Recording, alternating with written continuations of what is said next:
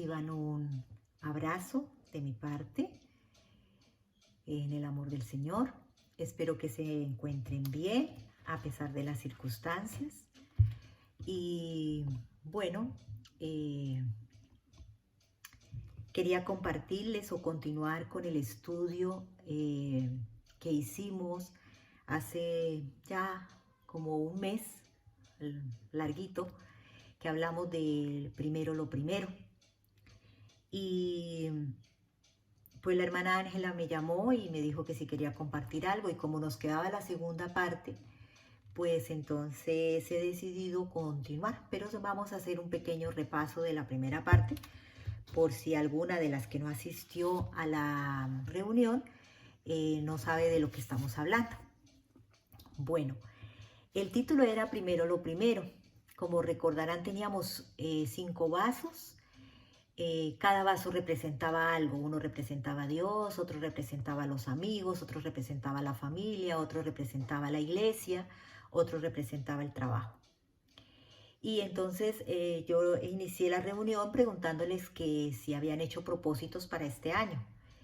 Y, y algunas habían hecho algunos propósitos, alguna lista de propósitos, pero el fin de la pregunta pues era llegar a darnos cuenta que para poder hacer la lista de propósitos debíamos tener en cuenta que debíamos tener primero en cuenta a Dios y tener en cuenta las prioridades que tenemos en la vida y tener en cuenta a Dios para poder hacer una lista de propósitos y que el Señor nos ayudara para cumplir esos propósitos. Hablamos de que al hacer la lista era difícil cumplir todos los propósitos que uno se proponía, ¿no? Sin una correcta administración del tiempo. Y que para poderlos hacer teníamos que tener en cuenta ciertas prioridades y que de dónde salían las prioridades. Las prioridades, ellas tienden a cambiar según la necesidad, el ánimo, la urgencia o el tiempo.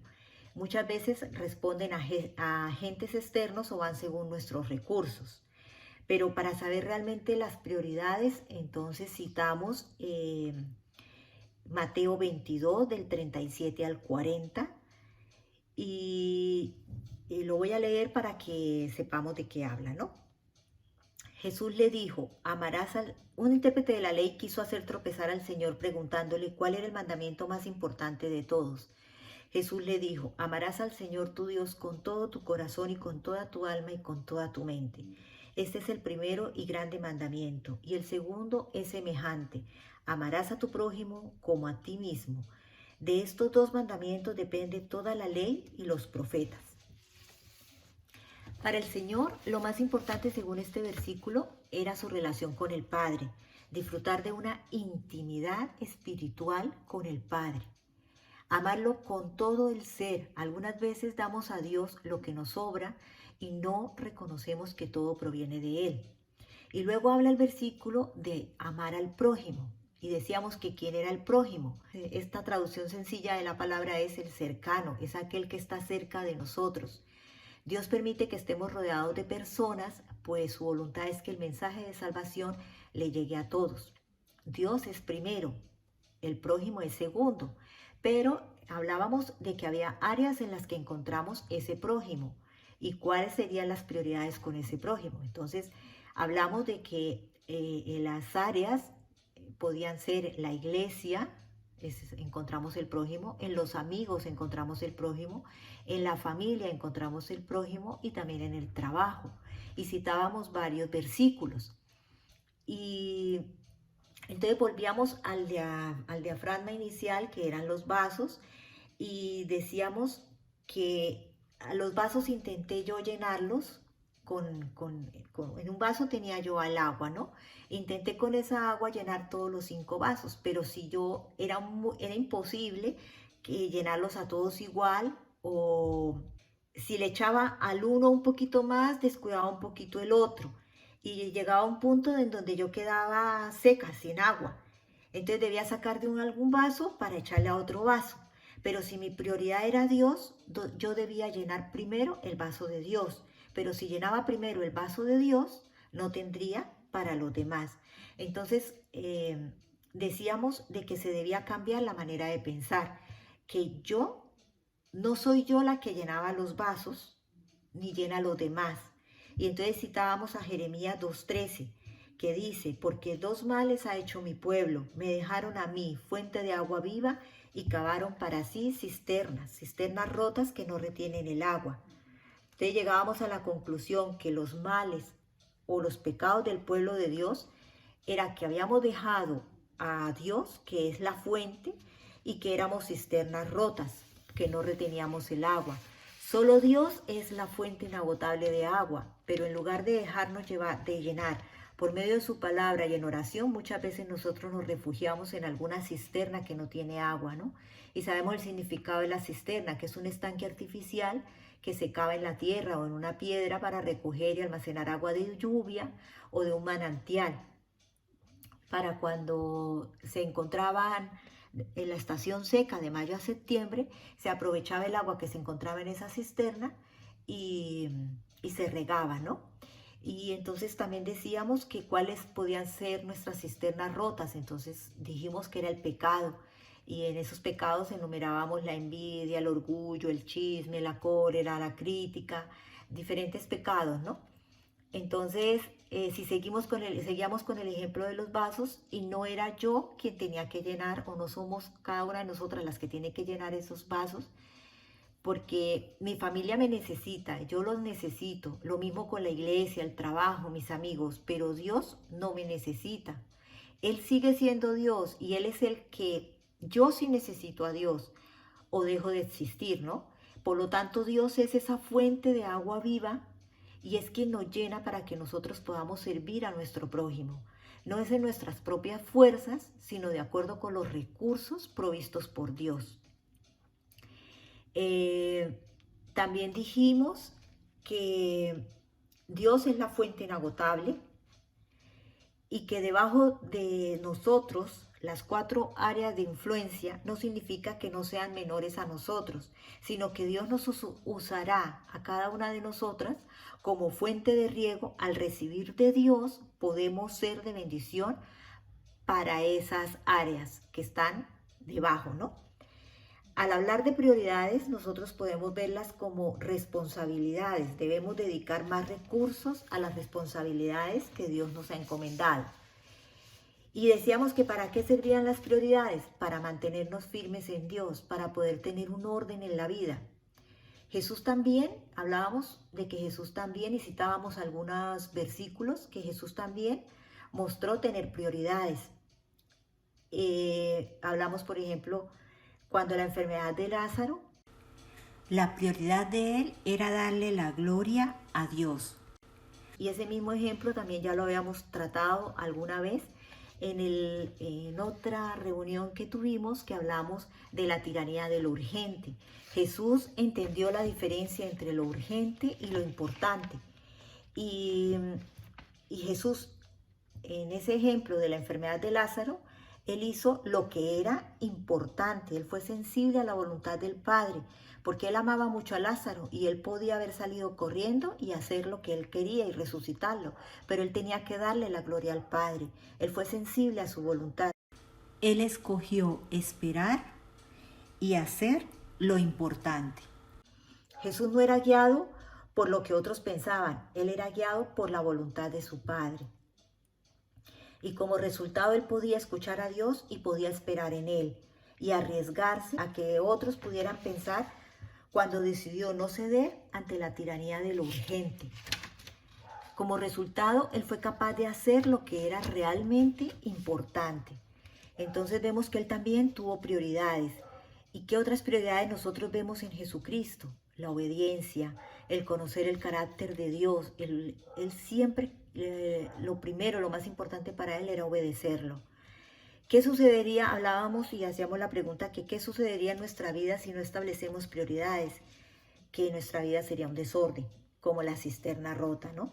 Porque en ocasiones damos mucho tiempo a cosas infructuosas, a cosas vanas, a cosas que realmente no edifican.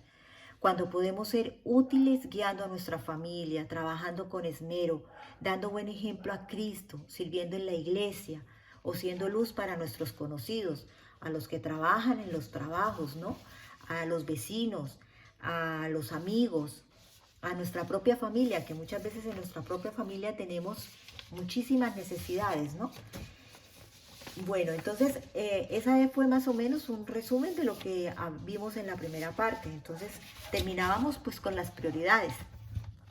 Hablando entonces de las prioridades, que es digamos la segunda parte, vamos a remitirnos al texto de Marcos 1 del 35 al 39, que dice: levantándose muy de mañana, siendo aún muy oscuro, salió y se fue a un lugar desierto y allí oraba.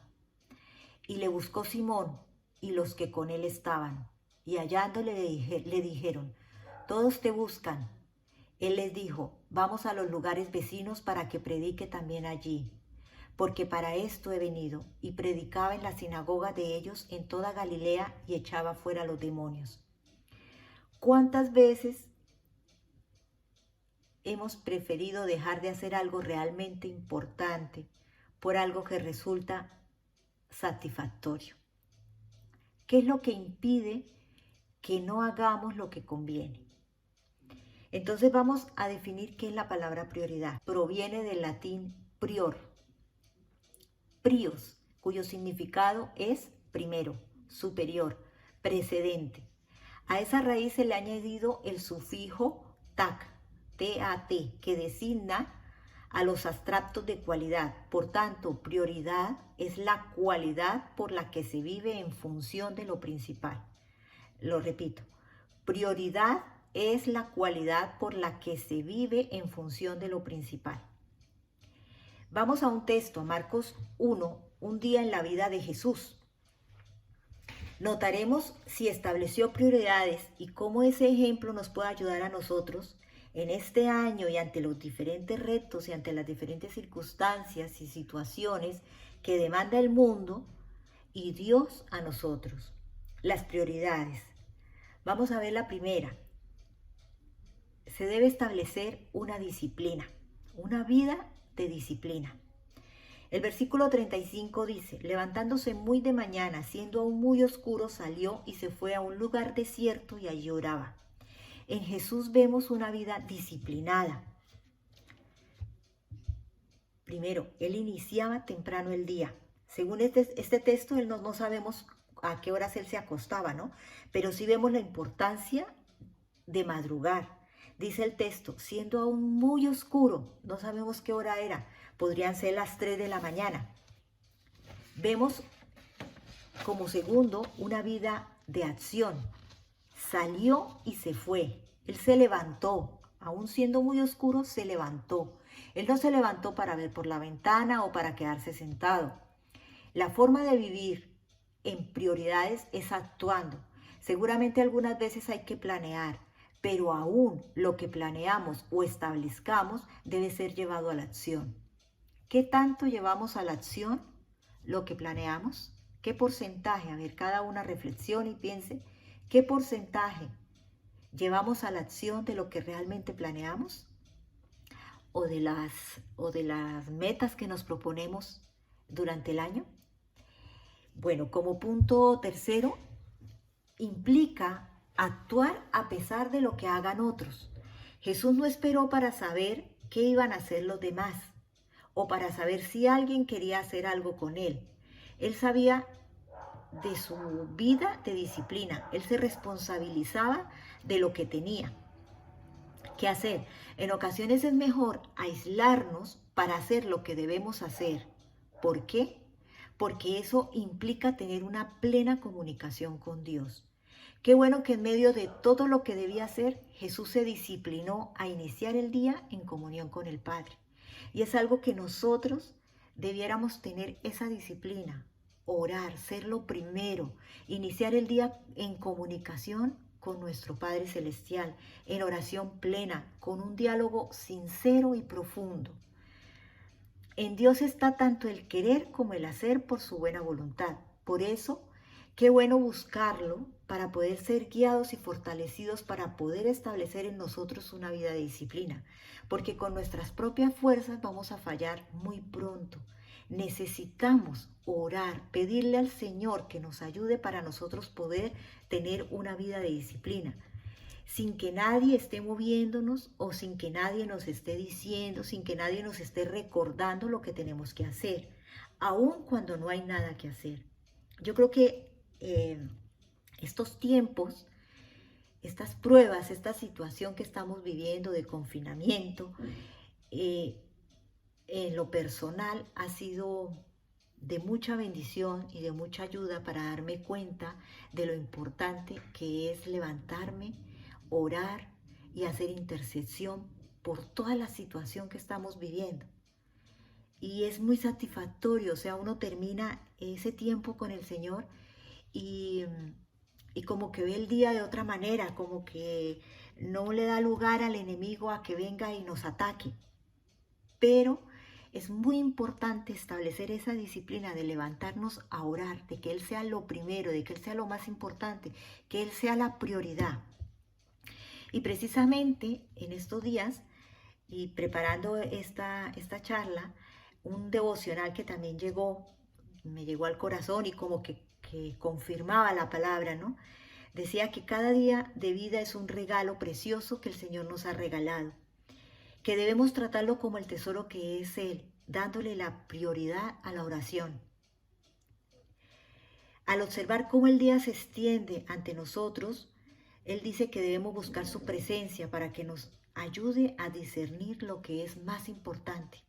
O sea, si nosotros establecemos esa disciplina, al establecerla podemos pedirle que Él mismo nos ayude a ver la claridad, a salir de las tinieblas y ver lo que verdaderamente es importante hacer en el día, para que nos ayude a discernir, a establecer las prioridades de acuerdo a la voluntad de Dios, no a nuestra voluntad, sino a la voluntad de Dios, y usarlas para que nos guíen a medida que en el día vamos avanzando.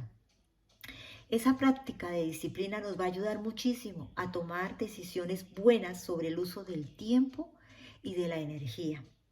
Al llegar al final del día podemos darnos cuenta y podemos sentir que estamos en paz con las cosas que pudimos hacer y también con las que no alcanzamos a lograr, porque ha sido el Señor el que nos ha guiado en el transcurso del día, ¿no? Entonces yo las invito a que busquemos al Señor en oración todas las mañanas y a veces, muchas veces, solamente necesitamos decirle, ayúdame, Señor. Con esas dos palabras, Él ya nos escucha y ya lo involucramos. Es suficiente para que involucrarnos en nuestras actividades diarias. Entonces yo las invito, hermanas, a tener este hábito de la disciplina. ¿Por qué? También nos ayuda, como otro punto, son colocadas a prueba por quienes nos rodean. En el versículo 36 del que estábamos hablando dice, le buscó Simón y los que con él estaban, y hallándole le dijeron, todos te buscan. En la vida siempre hay demandas de otros que pueden dispersar nuestras prioridades. Y por eso lo primero es una vida de disciplina. Y lo segundo implica tener claridad en nuestras prioridades y las demandas de otros. Porque muchas veces las demandas de otros nos sacan de las prioridades que debemos tener. Entonces, eso nos desvía, hace que el enemigo entre en nuestra vida, nos distraiga, nos aparte y nos saque de lo verdaderamente importante, que es estar en comunión con Jesús. Todos los días y en cada momento surgen obstáculos para que nosotras actuemos basadas en prioridades. Por eso la disciplina es muy necesaria, para evitar que cada persona que nos rodea o las circunstancias de la vida sean las que asumen el control en nuestra vida. Generalmente yo les hago una pregunta. ¿Quién tiene el control de nuestras acciones? Nosotras mismas, ¿verdad? ¿Cómo son probadas nuestras prioridades? Por las acciones que nosotras hacemos. ¿Qué es lo que hace que actuemos en algo?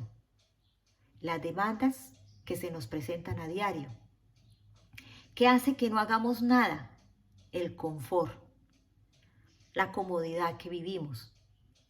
¿Quién o qué debería dirigir nuestras acciones? Las prioridades. Y si tenemos hábitos y tenemos una disciplina, esas prioridades siempre van a primar sobre lo demás, sobre las demandas o sobre lo que quiera en ese momento sacarnos de lo importante, de lo verdaderamente importante, de lo que debe ser lo primero. También se identifican según el propósito de vida. En el versículo 38 vemos que Él les dijo, vamos a los lugares vecinos para que predique también allí porque para esto he venido. La vida de Jesús, especialmente en los evangelios, la podemos definir como una vida en acción en todo momento. Él siempre estaba en función de los demás, sirviendo, porque dice, porque el Hijo del Hombre no vino para ser servido, sino para servir y para dar su vida en rescate por muchos. ¿Quién dirigía las acciones de Jesús? Su Padre. ¿Y él cómo? ¿Por qué le obedecía a su Padre? Porque él estaba en comunión con él, porque su prioridad era buscarlo. Y asimismo él entendía que la obediencia era lo más importante. Y entonces él obedecía a su Padre y su prioridad siempre era su Padre. No podemos actuar dispersamente corriendo como locos, actuando sin tener objetivos claros o con un gran propósito que nos mueva, siendo controlados por el tiempo, por las circunstancias o por las demás personas. Vamos de aquí para allá y nos cansamos, pero al final del día no hemos hecho nada. Y debemos depender de Dios, siguiendo el propósito que Él tiene para nosotros, dependiendo de Él en todo momento y no de las circunstancias que se nos presentaron en el transcurso del día o de otros o de otras personas, que solo produce cansancio en nuestra vida y nos limitan para hacer lo necesario y no solo lo importante. No dejes que lo urgente te quite recursos o tiempo para lo verdaderamente importante. Creo que las que estuvieron en la charla de la tiranía de lo importante recordarán mucho, todo tiene mucho que ver con todo esto que estamos hablando, ¿no? Y yo les confieso, hermana, que esa fue una charla que dimos el año pasado y que, no sé, el Señor para este año me puso esta y sin querer una cosa lleva a la otra, ¿no? En ocasiones nos cuesta trabajo establecer nuestras prioridades porque nos encontramos con un conflicto interno entre lo que queremos hacer, lo que sabemos que nos conviene hacer o lo que debemos hacer o lo que otros quieren que hagamos o lo que necesitamos hacer y las circunstancias. ¿Quién o cómo medir las prioridades en nuestra vida? La debemos medir en acciones. El versículo 39 que estamos leyendo dice, y predicaba en las sinagogas de ellos en toda Galilea y echaba fuera a los demonios. Jesús no discutió con la gente ni con los discípulos, Él solo actuó. Él ya había orado, Él sabía que tenía que obedecerle a su Padre y que tenía que hacer lo importante para su Padre. Conocía el propósito de su vida, sabía por qué había venido a este mundo. Él no se iba a detener a explicar a la gente ni a Simón o a los discípulos. Él solamente actuó obedeciendo a su Padre, porque Él se levantaba a orar, a buscar la dirección y la guía de su Padre. La única forma en que podemos estar seguros de nuestras prioridades es actuando, esforzándonos. Allí la frase que dice persistir, insistir y nunca desistir cuenta mucho. Jesús compartió el evangelio y liberó de Satanás a la gente. Ese era el propósito, fueron sus prioridades y cada vez que leemos la palabra de Dios lo confirmamos, no por lo que decía o por lo que pensaba, sino porque actuaba, por su actuar. Por eso decimos que por los hechos los conoceréis, por los actos, por lo que se hace. Consideremos, yo les doy estas 3 frases para que las consideremos. ¿Hacemos realmente lo que amamos o debemos amar lo que hacemos? Cada una puede contestarla ya en su intimidad. ¿Hacemos lo que amamos o debemos amar lo que hacemos? ¿Vivimos en función de demandas o vivimos en función de prioridades? Cada una lo puede analizar allá en su casita, sola en este tiempo, y ser sincera consigo mismo y responder esas preguntas. ¿Vivimos realmente en función de demandas o de prioridades? ¿Hacemos lo que nos gusta, lo que nos entretiene o lo necesario?